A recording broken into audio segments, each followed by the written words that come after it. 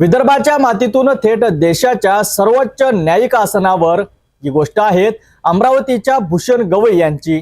एका मराठी माध्यमातून शिकलेल्या मुलाने देशाच्या न्याय व्यवस्थेवर सर्वोच्च नेतृत्व गाठले आणि संपूर्ण अमरावतीचा सीना अभिमानाने फुलवला। चला पाहूया सरन्यायाधीश भूषण गवई यांची ही प्रेरणादायी कहाणी। Dr. Ambedkar was asked a question as to if he is asked which is the most important article in the Constitution without which the Constitution would not be as it is. He answered that, in my opinion, Article 32, which provides a remedy to the citizen to approach the Supreme Court directly, is the heart and soul of the Indian Constitution. 14 मे रोजी दिल्लीतील राष्ट्रपती भवनात देशाची नजर एका मराठी मनाच्या प्रवासाकडे। न्यायमूर्ती भूषण गवई यांची भारताचे 52वे सरन्यायाधीश म्हणून शपथ। हा केवळ सन्मान नाही, ही एक क्रांती आहे, कारण अमरावतीच्या काँग्रेस नगर भागात सामान्य कुटुंबात जन्मलेला एक मुलगा आज देशाच्या सर्वोच्च न्यायासनावर विराजमान होतो आहे। In the last journey of 74 plus years, there have been various interpretations of the Constitution which have played a very important role fulfilling the aspirations of the citizens and also fulfilling the dream of the Constitution makers. त्यांचे वडील दादासाहेब गवई दलित समाजाचे नेते, खासदार, राज्यपाल आणि मातोश्री कमलताई, मुलांमध्ये मूल्यांचा वारसा रोवणाऱ्या एक कणखर माता। शाळा महानगरपालिकेची, भाषा मराठी, परंतु स्वप्न थेट सर्वोच्च न्यायालयात पोहोचण्याची। कलम 370 असो, नोटाबंदी की निवडणूक रोख्यावरचा ऐतिहासिक निकाल, गवई यांच्या निर्णयांनी न्यायव्यवस्थेला नवा आकार दिलाय। Justice is ultimately for a litigant. It's not for a lawyer. In my view, the technology has transformed the working of the working and functioning of the courts in a very large way, beneficial to the citizens of the country. मात्र त्यांची खरी ओळख संवेदनशीलता आणि माणुसकी। चारधाम यात्रेत स्वयंपाकी तुळशीरामला झटका येतो। न्यायमूर्ती गवई स्वतः खर्च करून उपचार करतात आणि रोज त्याच्या प्रकृतीची विचारपूस करतात। बालमित्र रूपचंद म्हणतात, तो आजही भूषण आहे, अनवाणी शाळेत जाणारा मुलगा। तर काका वसंतराव गवई म्हणतात, भूषण हे नाव मी ठेवलेत आणि आज ते नाव देशाचे भूषण बनलेत। हा प्रवास केवळ न्यायमूर्ती भूषण गवई यांचा नाही, हा प्रवास आहे प्रत्येक सामान्य माणसाचा, जो मोठी स्वप्न पाहतो आणि ती पूर्ण करण्यासाठी अथक झटतो। अमरावतीसाठी भूषण ठरलेले न्यायाधीश भूषण दादासाहेब गवई आता देशाचे सरन्यायाधीश ठरणार आहेत। 14 मेला दिल्ली येथे राष्ट्रपती त्यांना शपथविधी देणार आहेत आणि आपल्या सरन्यायाधीशाची पदे हाती घेणार आहेत। नक्कीच अमरावती जिल्हाच नव्हे तर विदर्भाकरिता न्यायाधीश भूषण गवई आता खरोखरच भूषवाह ठरत आहेत। अभिनंदन सर्वत्र परिसरातून येत आहेत। काँग्रेस नगर परिसरातील कमल पुष्प या ठिकाणी आनंदाची लहर पसरलेली आहे। सोबत जुळलेले आहेत त्यांच्या मातोश्री माजी लेडी गव्हर्नर कमलताई गवई। आईसाहेब, आपण सुद्धा रवाना होणार आहेत, काय आनंद आपल्याला कसे वाटत आहेत? नाही, मला म्हणजे समाधान वाटत आहे, कारण ज्या तऱ्हेने आपल्या प्रगतीची मजल दर मजल गाठली तर त्यामध्ये मला समाधान आहे। राहिला प्रश्न आनंदाचा, तर त्याने ते सगळं काही जे मिळवलं आहे ते लहानपणापासून आपल्या कष्टाने स्वकष्टाने मिळवलेलं आहे, तर त्यामुळे त्या कष्टाचं फळ त्याला मिळणारच आहे। राहिला प्रश्न म्हणजे आनंद आणि समाधानाचा, कोणत्याही आई वडिलाला आपलं मूल हे चांगलं व्हावं हीच प्रत्येक आई वडिलाची अपेक्षा असते। जन्म झाल्याबरोबर ते खूपच मोठं होईल ही याची काही कल्पना नसते, परंतु त्यातल्या त्यात मुलांवर संस्कार चांगले घडवणं आणि तो चांगला माणूस घडून जगासमोर आला पाहिजे आणि लोकांनी त्याचं नाव काढलं पाहिजे, हे कोणत्याही आई वडिलाची अपेक्षा असते। त्या अपेक्षेप्रमाणे नव्हे तर अपेक्षेपेक्षाही जास्त प्रगती भूषणने करून दाखवली, त्याबद्दल एक आनंद तर आहेच, अभिमानही आहे आणि सगळ्यात महत्वाचं म्हणजे त्याआधी सुद्धा प्रत्येक त्याच्या पदामध्ये आम्हाला समाधान मिळत होतं. तर ह्यामध्ये सुद्धा आम्ही खूप समाधानी आहोत. भूषण साहेबांचं शिक्षण, प्राथमिक शिक्षण कुठे झाले, नंतर त्याचं प्राथमिक शिक्षण झालं जिथं आम्ही फ्रेझरपुरा ठिकाणी राहत होतो, त्याच्या बाजूलाच एक गजेघाट नावाची शाळा होती, जी अमरावतीमध्ये अतिशय निकृष्ट आणि झोपडपट्टीमध्ये होती. कारण गलट अशी फी देण्याची परिस्थिती आमची नसल्यामुळे त्या घराजवळ असलेल्या आणि ज्याला गजेघाट ही उपाधी होती, तर ते उपाधी असलेल्या शाळेमध्ये त्याला नाईलाजाने आम्हाला टाकावं लागलं. तो त्या शाळेत नंतर चौथ्या वर्गाला तो चिकित्सा समूह गिरगावला एका नामांकित शाळेमध्ये त्याचं नाव टाकलं आणि 2 मुलं हे होली क्रॉसमध्ये मुंबईला कुलाब्याला शिकत होते.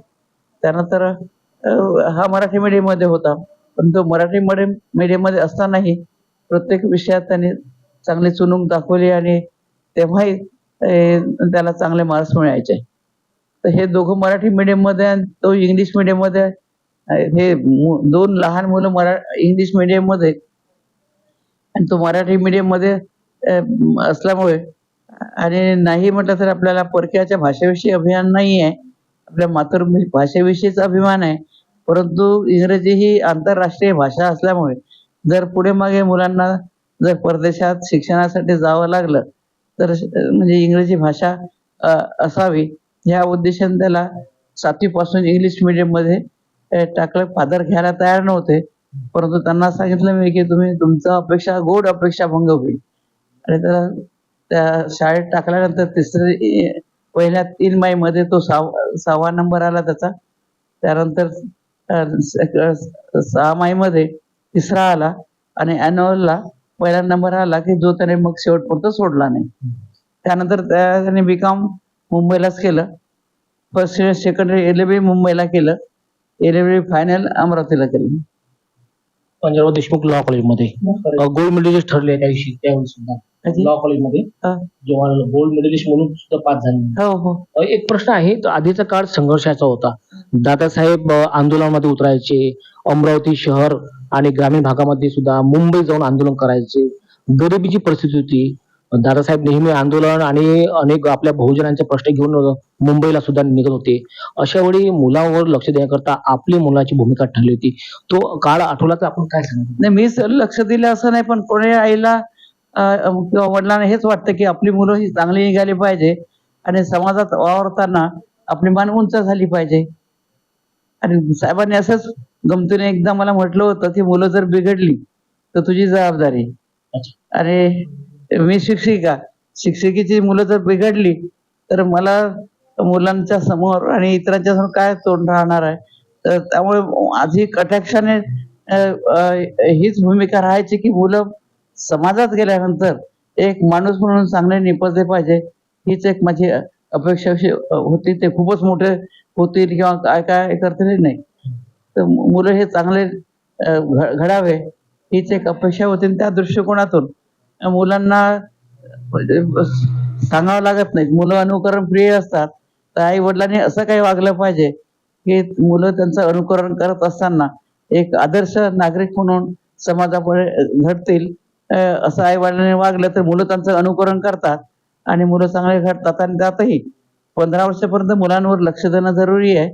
15 वर्षापर्यंत ते चांगले होतात आणि त्यानंतर मग ते स्वतः स्वावलंबी होत असल्यामुळे पुढे मग लक्ष द्यायची गरज नाही, तेच मग आपल्याला सांभाळतात. आणि भूषण कसा होता की म्हणजे फर्स्ट चाइल्ड म्हणजे ते मुलगी असो की मुलगा असो, परंतु पहिलं मूल हे अतिशय प्रिय असते आणि ते मूल झालं तर खूप सगळ्यांना आनंद होतो. त्यामुळे भूषणच्या बाबतीमध्ये साहेबांचं म्हणजे लक्ष खूप होतं आणि तो भूषण हा साहेबांच्या तालमीमध्ये जास्त वावरला, त्याच्यासोबतच राहिला. त्यामुळे साहेबांचे जे संस्कार आहेत किंवा साहेब कसे वागायचे, लोकांशी कसे वागायचे वगैरे, हे सारे संस्कार त्याने साहेबापासून घेतले आणि तो कष्ट करत करत इथपर्यंत पोहोचला. त्याचा श्रेय जर कोणी म्हणत असेल तर ते आई वडील संस्कार तर प्रत्येक आई वडिलांना द्यावंच लागतं. ते आई वडील मुलांना संस्कार देतात, कोणते उपकार करतात. मुलाने जन्म दिल्यानंतर त्यांचं ते कर्तव्यच आहे ना. फक्त एवढंच आहे की ते माणूस म्हणून समाजापर्यंत आले पाहिजे, एवढी एक भावना होती. तर त्यामध्ये आम्ही सॅटिस्फाईड आहोत. शेवटचा प्रश्न आहे, उद्याला भूषण साहेब आज सरन्यायाधीश या देशाचे होणार आहेत, शपथ सुद्धा घेणार आहेत, आनंदाचं वातावरण आहे, आपल्याला सुद्धा आनंद होत आहे. दादासाहेब नाही, दादासाहेब असे तर आणखी आनंद असतो. नाही, याच्या आधी तर म्हणजे साहेब भूषण जेव्हा सुप्रीम कोर्टाचा जज झाला, हायकोर्टाचा जज झाला, तेव्हा साहेब होते. त्यांनी आपल्या गाडीमध्येच शपथ घ्यायच्या वेळेस साहेबांना घेऊन गेले होते.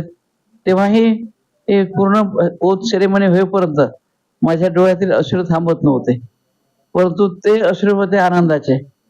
परंतु त्यानंतर जेव्हा सुप्रीम कोर्टाचा जज झाला, तर तेव्हाही माझ्या डोळ्यातून अश्रू सारखे शपथ घेत असताना ओघळतच होते, परंतु हे दुःखाचे होते.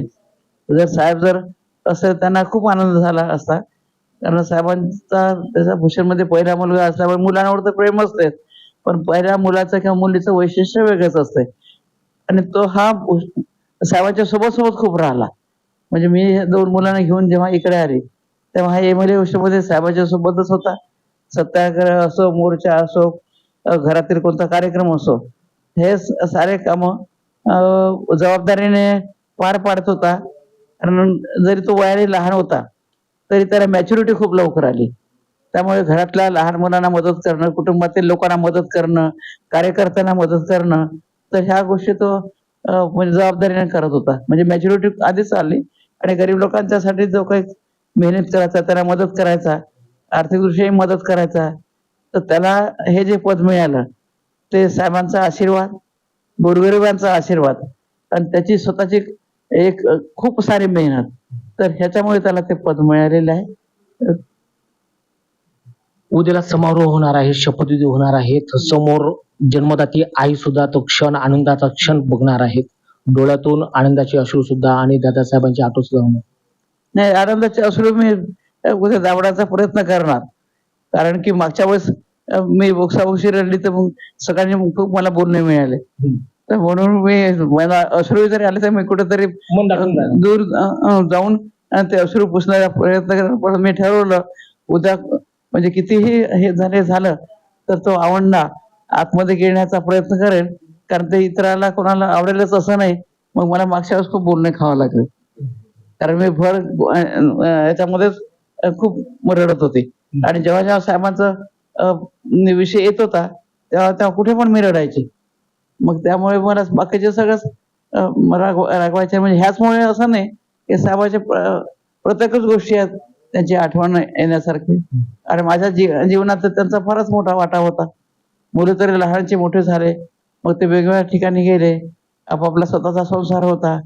पण साहेबांनी तर मला म्हणजे लवकर लग्न झालं, लवकर मुलं झाले, लवकर स्टेबल झाले. साहेबांनी मला शेवटच्या क्षणापर्यंत सोडलं नाही. तर त्यामुळे म्हणजे माझ्या जीवनामध्ये तर ह्या भूषणच्या शपथविधीच्या वेळेस ते नाही आहेत, ह्यापेक्षाही माझ्या जीवनामध्ये फार मोठी पोकळी निर्माण झालेली आहे. तर मी तुम्हाला जे दिसते आहे ते 24 तास जे काम करते वेड्यासारखे, मी यासाठीच करते की मला साहेबांची आठवण नाही आली पाहिजे. कारण त्या अजूनही साहेबांची आठवण आली की मी कासावीस होऊन जाते. कारण त्यांचं कर्तृत्व हे वेगळंच होतं आणि त्यांच्या सहवासामध्ये माझं आयुष्य खूप गेलं. आणि आता जे तुम्हाला म्हणजे दिसते ते मरण येत नाही, मरण आपल्या हातात नाही.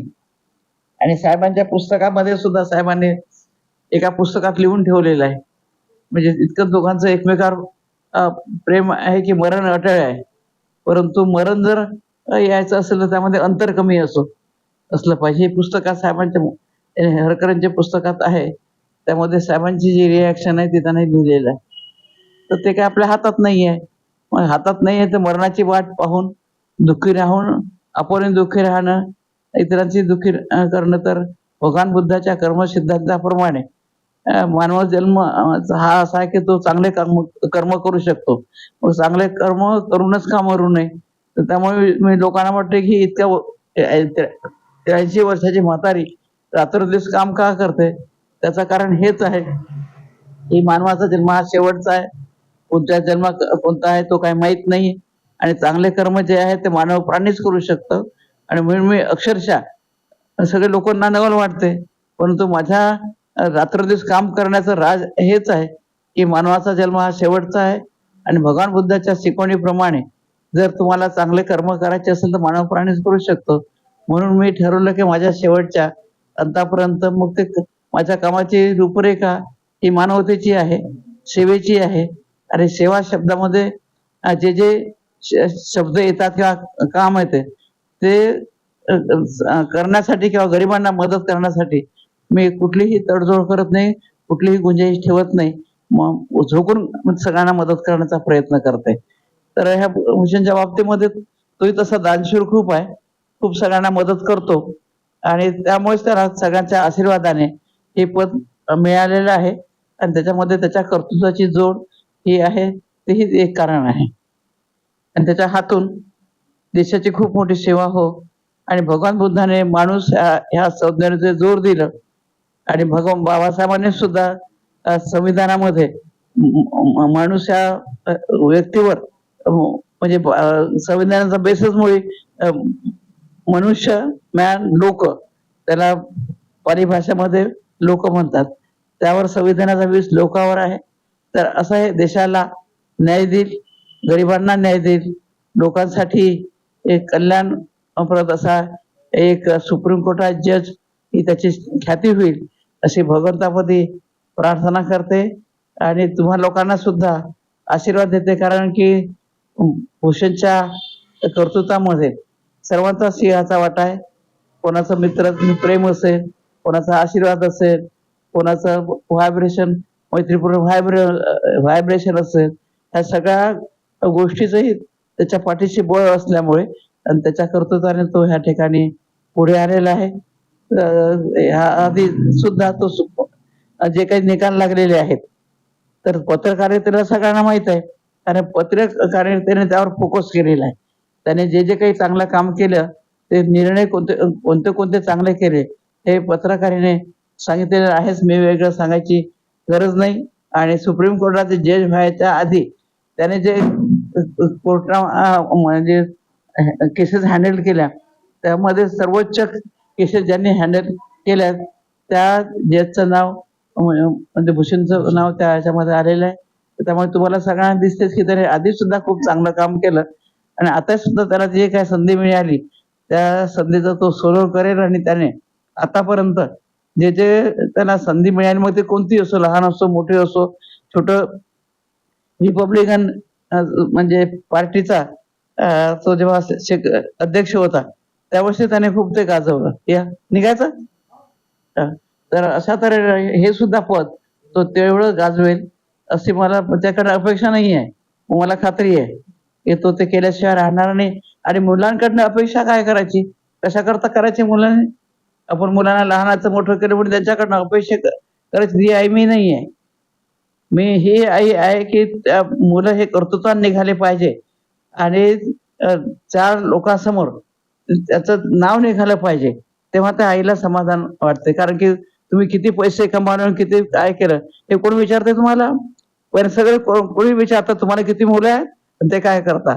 तर असं एक मागे मी त्याला स्वतःला म्हटलं की मला काहीच नको आहे, सगळे लोक तुझं नाव काढतात, त्यापेक्षा एका आईला काय पाहिजे.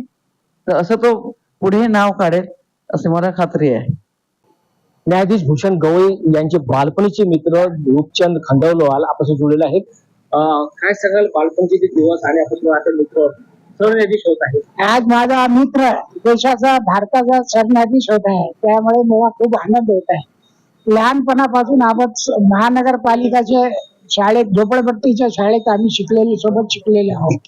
आणि एवढा प्रेमळ आणि एवढा साधा माणूस एवढा देशाच्या मोठ्या पदावर गेला, त्या गोष्टीचा मला नाही पूर्ण अमरावतीला खूप, पूर्ण देशाला पण खूप अभिमानाची गोष्ट आहे. बालपणीची एखादी गोष्ट काय सांगाल एखादी? खूप शांत आणि खूप हुशार असा भूषणचा स्वभाव होता, आणि प्रत्येक गोष्टीला आणि प्रत्येक लहान माणसाला सोबत घेऊन चालायची त्याची पद्धत होती काम करायची. त्यामुळे खूप शांत आणि खूप चांगला तो त्याचा स्वभाव.